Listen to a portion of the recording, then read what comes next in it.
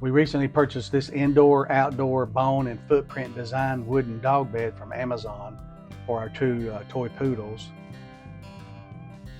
Very easy to assemble together. Just came with a headboard, footboard, two sideboards, and then the main bed. As you can see, the headboard and the footboard have slots in the wood, and the other parts have tabs. So you just simply insert the tabs into the slots, and then you push down on it to lock wooden pieces in.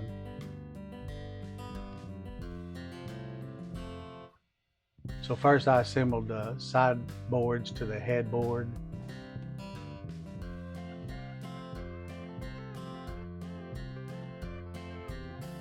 Then I assembled the main bed to each of the sideboards. And all the dimensions of this bed is 22 inches in length, and it's 16 inches wide, 12 inches high. And that's 12 inches from the headboard height.